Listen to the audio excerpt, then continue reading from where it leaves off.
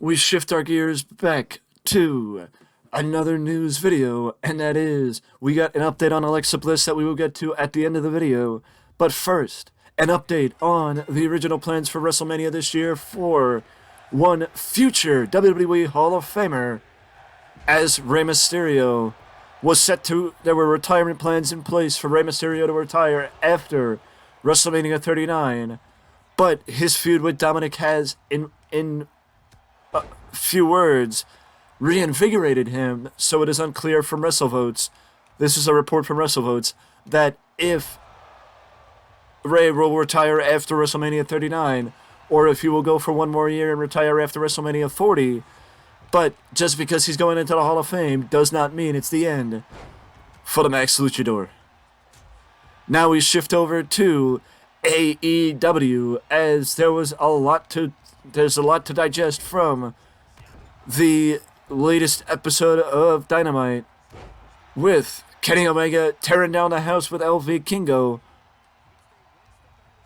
but the Bucks were written off television after being hauled away in an ambulance, I think at the outset of Dynamite, with Adam Page leaving with the Bucks to lead off Dynamite, and we found out later after Kenny Omega versus Vikingo that it was BCC that took out the Bucks earlier, and they did it to get the numbers advantage against Kenny Omega. And then, of course, Hangman Page reappeared, ran off BCC, and Don Callis took that opportunity to, well, be Don Callis, for lack of a better word. And while Kenny's back was turned, because Kenny did not know that Adam Page was there helping him, while Kenny's back was turned, Don Callis tried to hold back Adam Page, and Adam Page brushed him off. Don Callis ended up on the ground, making it seem like Adam Page hit him. And that is what Kenny Omega saw. So I don't know if Don Callis is playing mind games. I don't know what Don Callis is planning. But the fact of the matter is, it sure looks like AEW is looking to maybe flip Kenny baby, or keep Kenny babyface. But that Don Callis is trying to protect his asset and do what he can to keep Kenny as his meal ticket. But it is definitely adding another layer to that rivalry and adding a little bit more intrigue to something that needed a refresher, because, I mean, after, I think, 2 matches between Hangman and Mox, it is pretty obvious that that feud needed a bit more of a refresher than just having the BCC turn heel. But we also moved to an update on the AEW World Tag Team title picture, as it was pretty obvious that the next challengers for the Guns would be FTR, and now the match is official, FTR versus the Guns. If FTR lose, FTR will leave AEW. So that is in fact playing into the original rumors of FTR possibly leaving AEW.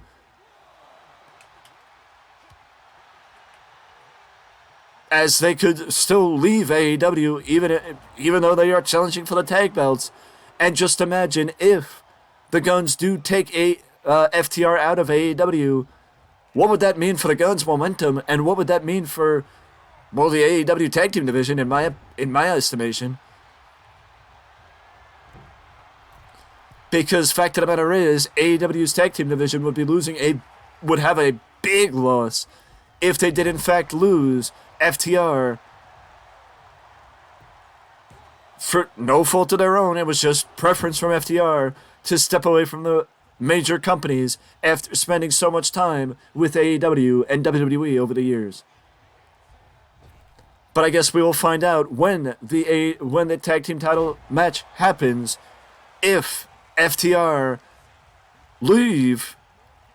are still set to leave AEW, or if they will be sticking around AEW and maybe just doing some dates outside of the company like they did last year.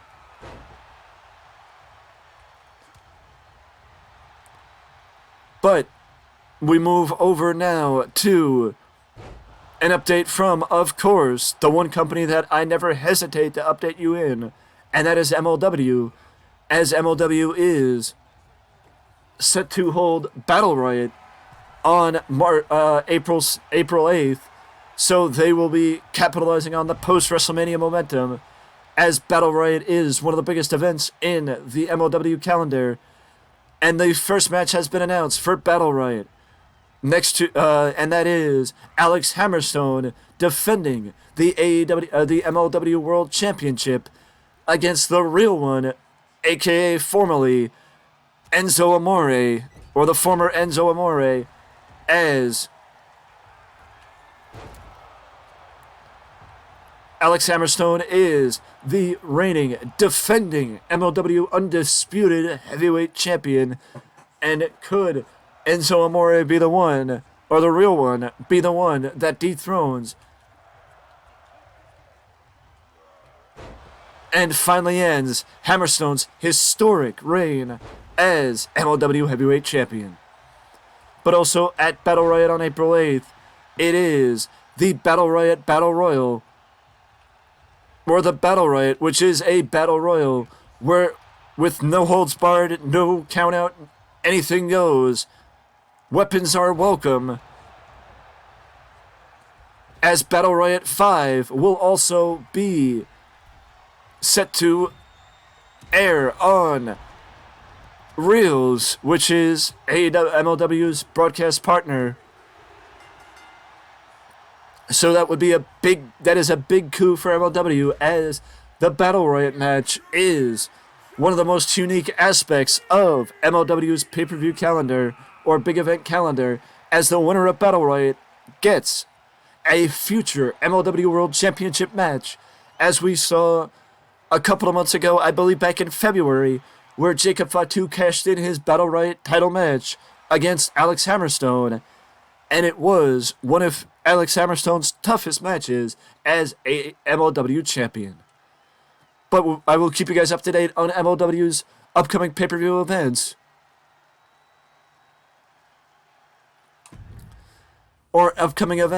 but we got one more bit of news to get to, and that is the update on Alexa Bliss. As anybody who is a fan of the Masked Singer would have recently seen, that Alexa Bliss was unmaxed as the axolotl on the Masked Singer recently, and Alexa Bliss credits the Masked Singer for helping her get over her stage fright when it comes to singing. So praise to her for that, or props to her for that. And props to the Masked Singer for being able to assist in helping her get past her stage fright. But also an update on Alexa Bliss from the woman herself, and that is that she recently undergone cancer treatment for skin cancer, and basically, positively, it was announced that it was not, it was caught early, it was nothing serious, and everything was taken care of. Nipped it in the butt very early, and that is one of the main reasons, or one of the many positive things about early detection when it comes to the C word. I, for one, am 100% behind the idea. I would love to give nothing but 100% behind to Alexa Bliss, and hope that she is able to recover 100%, because when it comes to stuff like this,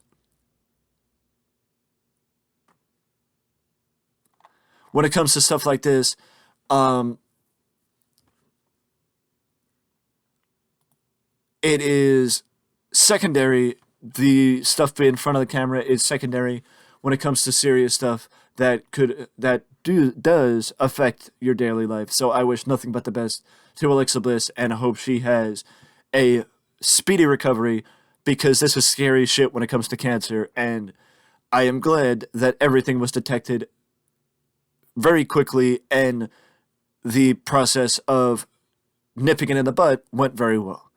And I almost forgot that there was an announcement for the Independent Wrestling Hall of Fame, which kind of is, you know, falling flat, I guess. But right now, Christopher Daniels, Cheerleader Melissa, Jimmy Jacobs are the announced class, but we have two more names announced to the Hall of Fame, and that is Mike Modest and Excalibur. Excalibur is set to be inducted into the Indie Wrestling Hall of Fame alongside Mike Modest, Jimmy Jacobs, Cheerleader Melissa, and Christopher Daniels as Game Changer Wrestling. Game Changer Wrestling is set to enshrine the next level of independent wrestling legends into the second class of the Hall of Fame. Christopher Daniels is set to be inducted by his longtime friend Kazarian. Dave Prazak is set to induct Cheerleader Melissa. Alex Shelley will induct Jimmy Jacobs, and it has not been announced yet who will induct Mike Modest or Excalibur. But it is very likely that I could see someone from PWG, a long-standing member of the PWG roster, being one of the people that induct one of the founding members of Pro Wrestling Guerrilla. But either way, nothing but positive vibes and positive thoughts to both Alexa Bliss, and congratulations to Excalibur, Mike Modest, and all the other members of the Independent Wrestling Hall of Fame. Those will be enshrined into the hallowed halls of the Hall of Fame on April 2nd, 2023, a part of WrestleMania weekend. As it is a collective with GCW, WrestleCon, and Fight that made the Independent Wrestling Hall of Fame possible. But with that being said, it is time to end this news video, and I will see you in the next one.